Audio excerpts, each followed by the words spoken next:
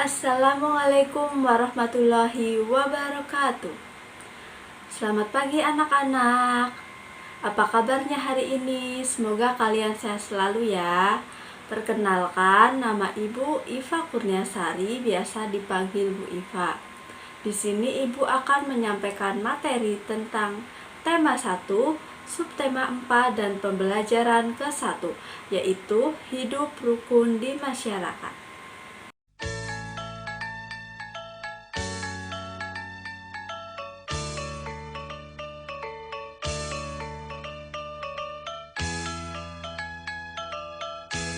Mari kita mulai pembelajaran pada pagi hari ini ya anak-anak. Perhatikan gambar di samping. Gambar yang pertama itu adalah lingkungan yang kotor. Masyarakatnya tidak mau membersihkan tempat sampah. Kemudian gambar yang kedua itu lingkungannya sangat bersih karena masyarakatnya selalu membersihkan lingkungannya. Gambar manakah yang termasuk kerukunan di masyarakat? Gambar 1 atau gambar 2 anak-anak? Ya, gambar 2, karena mereka bergotong royong membersihkan lingkungannya. Berarti itu termasuk kerukunan di masyarakat. Selanjutnya perhatikan gambar berikut ini. Berilah tanda centang jika itu termasuk kerukunan di masyarakat. Yang pertama yaitu sedang membantu orang yang jatuh dari sepeda. Apakah itu termasuk kerukunan di masyarakat? Ya, berarti beri tanda centang. Kemudian yang kedua, yaitu mereka sedang mengerjakan kerja bakti di lingkungan. Apakah itu termasuk kerukunan di masyarakat? Ya, kita beri tanda centang ya. Kemudian yang ketiga, sedang melakukan musyawarah. Apakah itu kerukunan di masyarakat? Ya, betul sekali. Kita beri tanda centang ya. Kemudian yang terakhir, lingkungan yang kotor. Apakah itu termasuk kerukunan di masyarakat? Tidak, karena lingkungan yang kotor bukan termasuk kerukunan di masyarakat karena masyarakatnya tidak mau membersihkan lingkungan mereka. Anak-anak, di sini Ibu mempunyai percakapan yang berisi tentang kalimat penolakan. Kalimat penolakan biasanya berisi dengan kata maaf atau tidak. Mari kita lihat video berikut ini. Suatu sore di rumah Lani.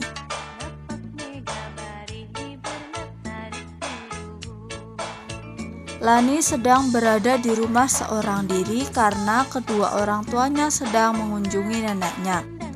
Lani sedang menonton TV dan sebentar lagi dia akan belajar karena besok ada ulangan di sekolah.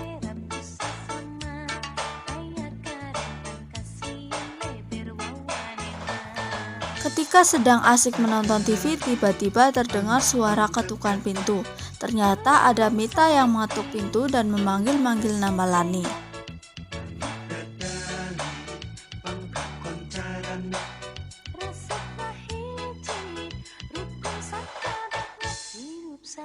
Sore Lani, kamu sedang apa sore-sore begini? Hai Mita, aku sedang menonton TV. Lan, ayo kita ke rumah Sasa. Tadi Sasa telepon, katanya dia punya buku cerita baru loh. Duh, maaf Mit, aku tidak bisa ikut. Kenapa Lan? Orang tuaku sedang ke rumah nenek dan besok juga ada ulangan, aku harus belajar.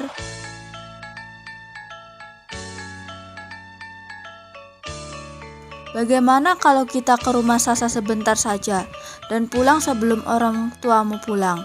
Nanti kita juga bisa belajar bersama di sana. Maaf, aku tetap tidak bisa ikut karena aku harus di rumah selama papa mamaku pergi. Oh, begitu ya Lan. Baiklah, kalau begitu aku ke rumah Sasa dulu ya Lan. Baik Mit, sekali lagi minta maaf ya. Mungkin lain kali kita bisa bersama-sama ke rumah Sasa. Aku permisi dulu ya Lan, sampai jumpa besok, dadah. Ya Mit, salam buat Sasa ya, hati-hati di jalan, dah. Perhatikan cerita di bawah ini ya anak-anak. Membuang sampah di tempat sampah. Udin selalu menjaga kebersihannya. Sampah-sampah yang berserakan dibuang di tempat sampah. Sebaliknya, Badu tidak menjaga kebersihan rumah. Badu membuang sampah ke dalam got. Buang saja sampahmu ke dalam got dekat rumah, ajak Badu kepada Udin. Tidak mau ah, nanti air got menjadi tergenang dan bau, jawab Udin. Badu menyadari bahwa perbuatannya tidak baik. Ia meminta maaf kepada Udin. Badu juga berterima kasih kepada Udin karena sudah mengingatkan agar tidak membuang sampah sembarangan. Anak-anak, di sini kalian suka sifat Badu atau Udin? Kalau ibu sih suka sifat Udin karena dia membuang sampah pada tempat sampah.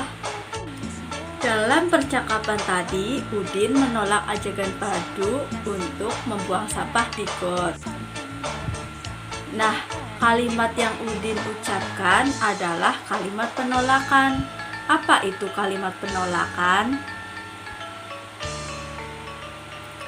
Kalimat penolakan adalah kalimat yang diucapkan untuk menolak sesuatu. Biasanya kalimat penolakan menggunakan kata tidak dan maaf. Kalimat penolakan harus diucapkan dengan sopan. Jika menulis kalimat penolakan diakhiri tanda titik. Maaf, saya tidak mau merobek buku ini. Itu termasuk kalimat penolakan. Maaf, aku tidak bisa melihat badut karena akan pergi ke rumah nenek.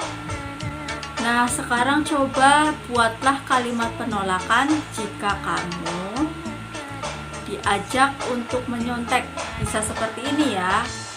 Maaf, aku tidak mau mencontek karena itu perbuatan yang tidak baik. Ada yang lain juga. Diajak bermain saat kamu akan pergi ke rumah nenek misalnya. Maaf, aku tidak bisa ikut karena akan pergi ke rumah nenek. Coba urutkan gambar di bawah ini sehingga menjadi sebuah cerita. Ayo, yang mana yang pertama? Yang pertama yang sebelah sini ya. Sebelah kiri, yaitu tidak apa-apa Din. Ayo buang sampah di got agar lebih mudah dan lebih dekat. Itu nomor 1, seperti cerita Badu dan Udin yang tadi ya. Kemudian yang kedua yang mana? Aku tidak mau Badu. Kita harus menjaga kebersihan lingkungan. Kemudian yang terakhir yang bawah. Terima kasih Udin, kamu sudah mengingatkan aku. Kita tidak boleh membuang sampah sembarangan. Kita harus menjaga kebersihan lingkungan agar terawat dan bersih.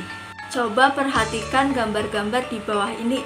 Gambar-gambar di bawah ini adalah gambar yang ditempeli dengan biji-bijian.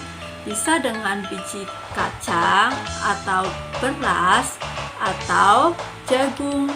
Biji-bijian itu awalnya tidak merata dan menjadi sebuah kolase.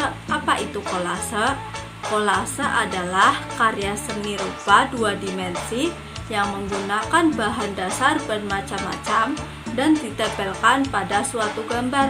Nah, anak-anak, kita bandingkan dengan gambar yang ini ya. Gambar yang ini adalah gambar yang ditempeli dengan potongan kertas atau potongan keramik. Berbeda dengan gambar yang tadi. Gambar yang tadi kan berisikan gambar yang ditempeli dengan biji-bijian. Biji-bijian itu kan tidak merata.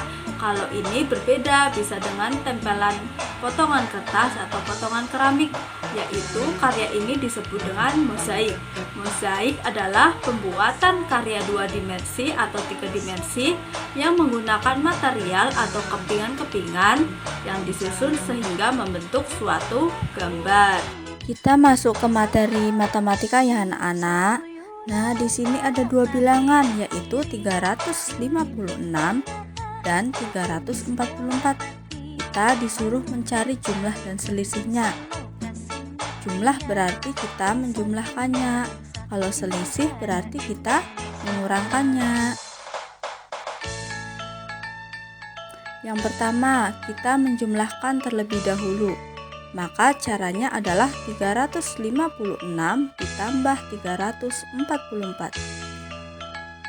kita jumlahkan satuannya terlebih dahulu, yaitu 6 ditambah 4 hasilnya adalah 10. Lalu kita tulis angka nolnya. Kok angka 0? Satunya di mana? Satunya kita simpan di depan, di puluhan.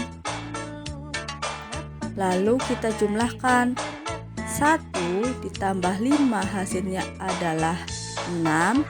6 ditambah 4 hasilnya adalah 10. Kita tulis angka nolnya saja. Lalu kita simpan angka satunya di tempat ratusan. Kita jumlahkan 1 ditambah 3 hasilnya adalah 4. 4 ditambah 3 hasilnya adalah 7. Berarti jawabannya adalah 700. Sekarang kita cari selisihnya. Berarti dikurangi 356 dikurangi 344. 6 dikurangi 4 hasilnya adalah 2. Sekian pemaparan dari Ibu. Semoga materi hari ini bermanfaat untuk kalian semua ya anak-anak. Mohon maaf jika ada kesalahan. Terima kasih. Wassalamualaikum warahmatullahi wabarakatuh.